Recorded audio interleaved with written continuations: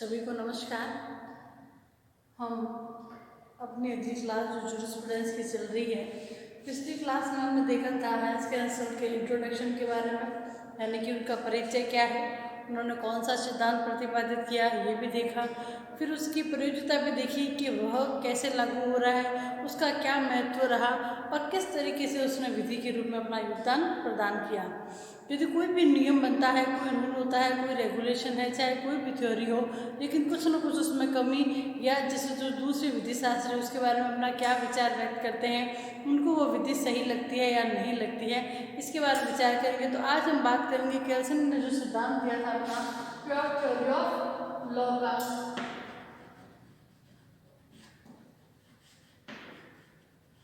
Pure theory of law के सिद्धांत में क्या कमी रह गई या क्या लगा कि ये विधि में एप्लीकेबल नहीं होगा, इसके बारे में आज बात करेंगे।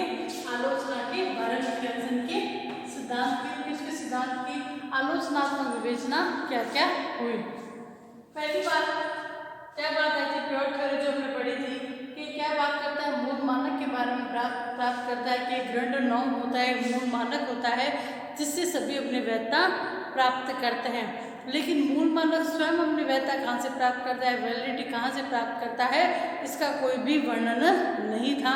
तो ये बात पॉइंट आउट हो रही थी कि जो ग्रंड नॉर्म की बात हो रही है, यानी कि मूल मानक की, जो मानक सबको वैधता प्रदान कर रहा है वह मानक अपनी वैधता कहाँ से ले रहा है, ये बात स्पष्ट नहीं है। तो क्या हो रही है पहली आलोचना कि जो ग्रंड नॉर्म है वो क्या है, स्पष्ट और भ्रामक स्थिति में है।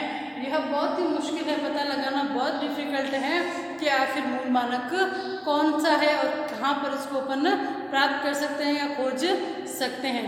तो पहली क्या बात हो गई ग्रंड नॉर्म पर कि मूल मानक क्या है, अस्पष्ट और भ्रामक है और बहुत ही मुश्किल है, एक डिफिकल्ट स्टेज है कि आप मूल मानक को कैसे ढूंढ सकते हो। सेकेंड बात आ रही प्योर थ्योरी, नॉर्म ही प्योर थ्योरी है सिद्धांत का। तो कह रहा है कि सिद्धांत की विशुद्धता को कायम नहीं रखा जा सकता। कोई भी जो थ्योरी है यदि आप उसको बनाते हैं तो उसके लिए क्या करना पड़ता है, उसकी न्यूनतम प्रभाव क्या है, उसकी एफिशिएंसी क्या है, उसको पता करना पड़ता है। उसको पता करने के लिए क्या होगा कि आपको समाज के मध्य जाना पड़ेगा, व्यक्तियों का क्या व्यवहार है, समय परिस्थितियाँ क्या है, सबसे मेल मिलाप करना पड़ेगा, हर फैक्ट को शामिल करना पड़ेगा। लेकिन यदि ऐसा करेंगे तो केल्सन का सिद्धांत क्या हो जाएगा, इम्प्योर हो जाएगा। उसके साथ में क्या हो गया, केल्सन सिद्धांत इम्प्योर हो गया। यदि सब चीजों को शामिल कर लिया जाएगा तो केल्सन का सिद्धांत क्या हो जाएगा, इम्प्योरिटी आ जाएगी। तो क्या हो रहा है इस हिसाब से क्या क्या आलोचना हो गई, क्या क्या क्या करेगा सिद्धांत, तो इसकी शुद्धता को कायम नहीं रख सकते। यदि समाज से इंटरेक्शन नहीं होगा तो विधि का निर्माण भी कैसे हो सकता है। थर्ड बात आ रही है कि ग्रंड नॉर्म, इसमें क्या कह रहा है, ग्रंड नॉर्म स्वयं ही है, उसके ऊपर कोई भी सर्वे सर्वा नहीं है। तो ग्रंड नॉर्म की बात आ रही है, यदि आप किसी भी मूल मानक को क्या करते हो, लागू करते हो, किसी भी नियम को लागू करते हो तो इसमें बहुत से लोगों का सहयोग रहता है। जैसे कि विधायक है, फॉर एग्जाम्पल विधायकों का रोल रहता है, कोई भी विधि आप बनाओ, ठीक है। न्यायाधीश है, उनका रोल है, या कोई भी थर्ड पर्सन है, तो इन सबका विधि बनाने में रोल है। तो जो व्यक्ति क्या कर रहा है, नियमों को लागू करता है तो उसे अपने भी विचार व्यक्त करने का है, जिन पर एप्लीकेबल करना है अपने को जो भी विधि को, तो उनका भी विचार आवश्यक है। तो ये क्या कह रहा है, उसको लागू करने में आप ये नहीं मान सकते ग्रंड नॉर्म स्वयं भी बन गया और अपनी वैधता सभी मानकों को प्रदान कर दी, तो यह बात सही नहीं है। क्योंकि विधि ग्रंड नॉर्म को लागू करने में क्या रहता है, बहुत से लोगों का सहयोग रहता है। तो ये इस बात पर भी क्या है, सिद्धांत है जो उसका खरा नहीं उतरता है। फिर बात आती है इंटरनेशनल लॉ के बारे में। हमने देखा था कि जो केल्सन अंतर्राष्ट्रीय विधि को मानता है क्योंकि उसने अनुशासित किसको माना है, उसने युद्ध और बदले की भावना को माना है। लेकिन इंटरनेशनल लॉ में युद्ध और बदले की भावना को अनुशासित नहीं माना है।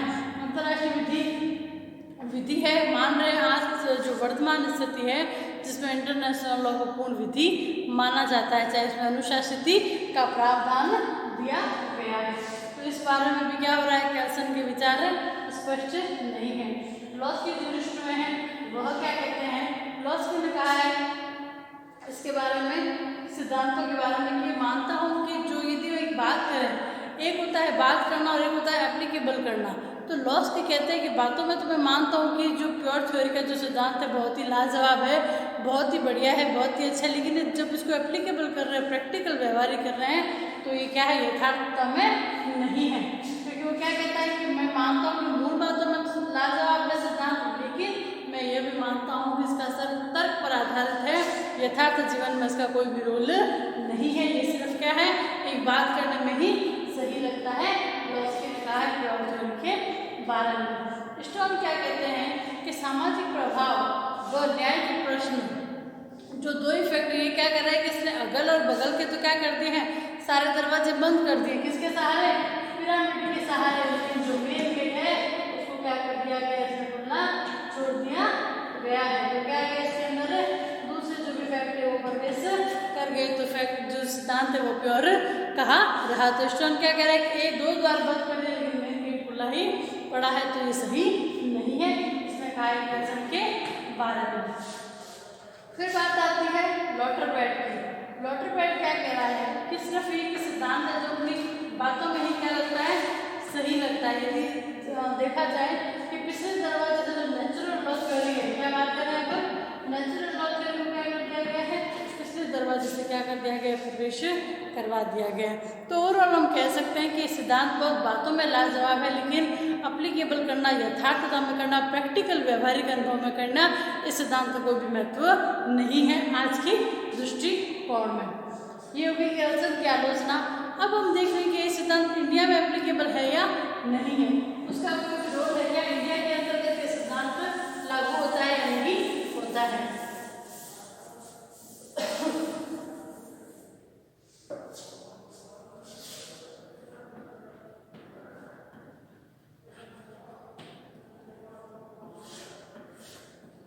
इंडिया के अंदर भारतीय संदर्भ में कैल्सन का सिद्धांत एप्लीकेबल हो रहा है या नहीं हो रहा है। कैल्सन क्या कहता है मूल मानक के बारे में, यानी कि मूल मानक करंट नॉर्म, ये हो गया मूल मानक। अब यदि मूल मानक की हम बात करें तो मूल मानक हम किसको मान सकते हैं, संविधान को मान सकते हैं, संसद को मान सकते हैं कि वह क्या है, मूल मानक है। उसे क्या करते हैं, सभी अपनी वैधता प्राप्त करते हैं। लेकिन मूल मानक तक तो ये सिद्धांत ठीक है कि कैल्सन ने बात कही, देख रण नॉर्म है तो फिर मान लेंगे संसद है, संविधान है, ये क्या हो गए, सारे मूल मानक हो गए। ये संसद क्या होती है, मानक सर्जन करने वाला निकाय है और सभी उसका अनुपालन करते हैं। लेकिन जब बात आती है राज्य व विधि की,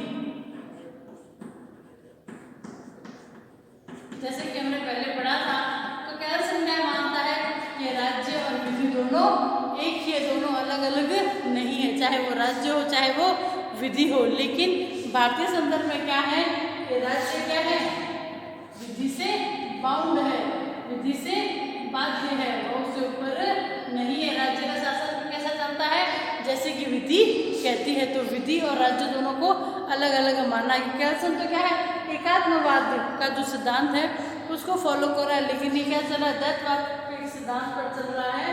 और जो राज्य और विधि की जो बात आती है, तो इसमें क्या है, ये बाउंड है, राज्य विधि मानने के लिए बाउंड होता है, वो किसी भी प्रकार से फ्री नहीं है। और भारत के सुप्रीम कोर्ट के अनेक फैसलों से क्या ये भी स्पष्ट हो गया, जो सामाजिक न्याय के जो सिद्धांत है, सामाजिक न्याय प्राप्त करना, आर्थिक, राजनीतिक, ये जो सारे थे टेबल में पढ़ते हैं, उनको प्राप्त करना क्या उनका विधि का लक्ष्य है। लेकिन यदि कैल्सन की बात माने तो कैल्सन क्या करे, चाहे पॉलिटिकल हो, चाहे इकोनॉमिकल हो, चाहे सोशल हो, किसी भी चीज़ को आप क्या है, इसको सिद्धांत में शामिल नहीं करना है। क्योंकि सिद्धांत में शामिल करने से वो क्या कहता है, मेरी विधि इम्प्योर हो जाएगी, तो भारत के संदर्भ में सिद्धांत लागू नहीं होता है। यदि हम बात करें सारे सिद्धांतों को लागू करने की, तो यहाँ तक जो अपने फंडामेंटल राइट दिए हैं,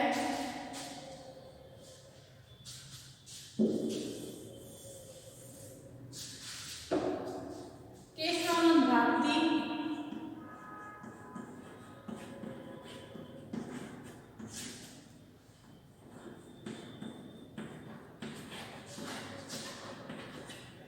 बनाम केरल राज्य AIR 1973। केशवानंद भारती बनाम केरल राज्य बहुत ही मील के पत्थर के समान साबित हुआ एक केस लॉ है। केशवानंद भारती का हाल ही में भी इंतकाल हुआ है।